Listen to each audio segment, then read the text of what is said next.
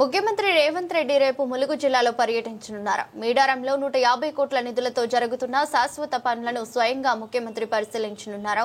అలాగే పలు అభివృద్ధి పనులకు శంకుస్థాపనలు, ప్రారంభోత్సవాలు చేయనున్నారు.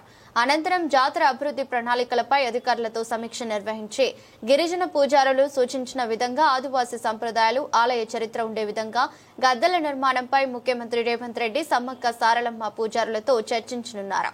ఇక ముఖ్యమంత్రి పర్యటనకు సంబంధించి ములుగు జిల్లా డీసీసీ అధ్యక్షుడు పైడాకుల అశోక్తో మా వరంగల్ ప్రతినిధి హరికృష్ణ ఫేస్ టు ఫేస్.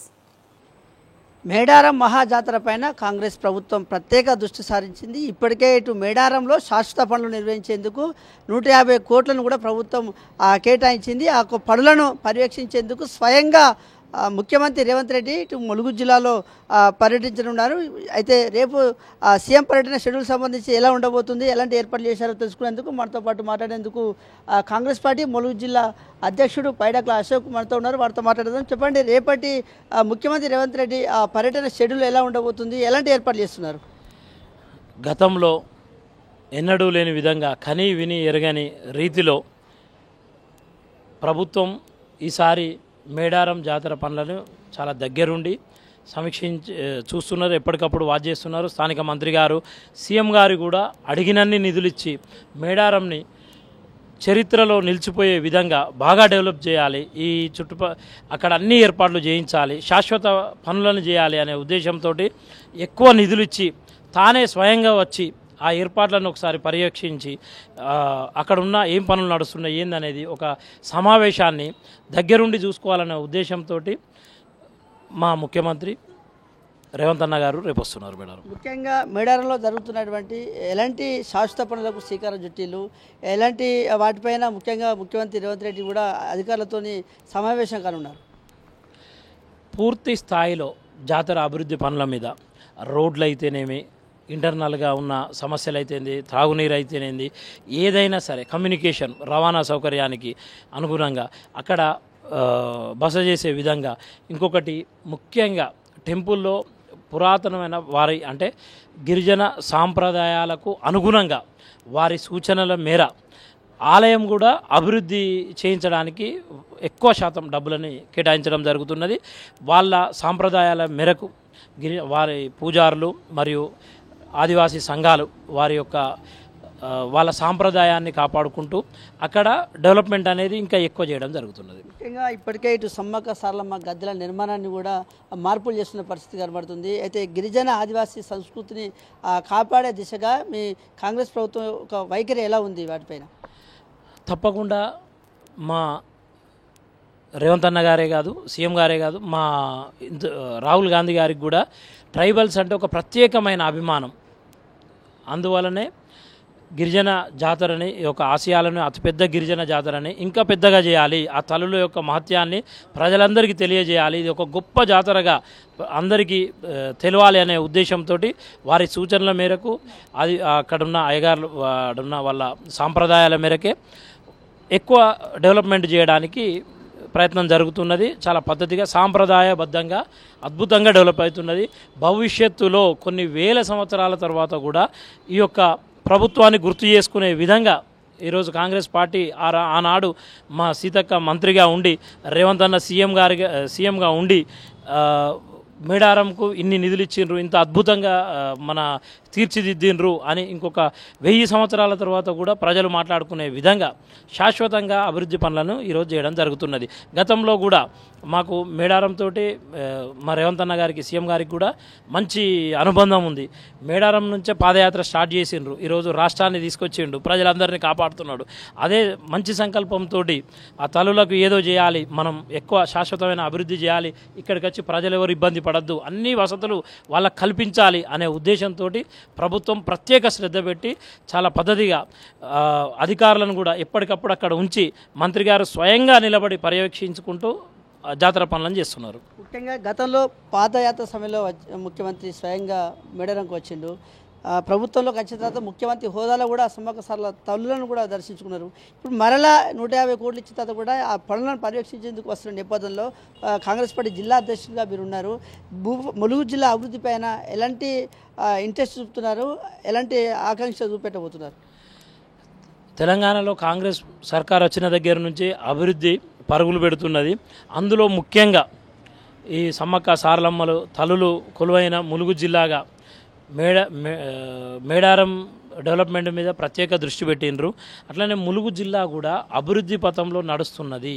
ఎందుకంటే గతంలో కని విని ములుగు అనగానే అందరికీ బ్యాక్వర్డ్, అది మన ట్రైబల్ ఏరియా, లేదంటేనేమో ఆ ఏజెన్సీ అనేది, ములుగనగానే ఏజెన్సీ అనే ఫీలింగ్ ఉండే.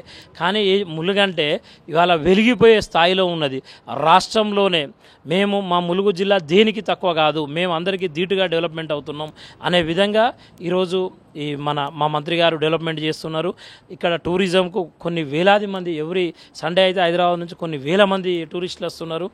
పారిశ్రామికంగా టూరిజంలో ప్లస్ ఎంప్లాయ్మెంట్ పరంగా ఏ విధంగా చూసినా కానీ ములుగు జిల్లా పూర్తి స్థాయిలో అభివృద్ధిలో ముందున్నది. ఇంతకుముందు గతంలో కొన్ని రోడ్ల ఇబ్బందులు ఉండే, అవన్నీ కూడా తీరిపోయినాయి, ఇంకా తీరుతున్నాయి కూడా. సీసీ రోడ్లైనా, డ్రైనేజీలైనా, ఈరోజు ఫామ్ ఆయిల్ ఫ్యాక్టరీ వచ్చింది, చాలా గొప్ప విషయం. ఐటీ కారిడార్లు కూడా వస్తున్నాయి ములుగుకు. ప్రతి ఒక్కటి రామప్ప యునెస్కో గుర్తింపు వచ్చింది. లక్నవరం చాలా సుందరీకరణ చేసిండ్రు. ఇంకొకటి మన మేడారం అద్భుతంగా డెవలప్ చేస్తున్నారు. మంత్రి గారు సీఎం గారి దగ్గర ఉండి పర్యవేక్షిస్తున్నారు, చాలా గొప్ప విషయం అది.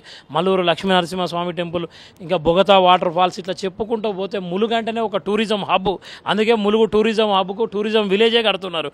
సుమారుగా ఒక 100 కోట్ల పైన నిధులతోటి ఒక టూరిజం హబ్ కడుతున్నారు. చాలా ఎక్కువ పెద్దపీట వేసిన ములుగు జిల్లాకు సీఎం గారు, ఆయనకు మేము ప్రత్యేక కృతజ్ఞతలు.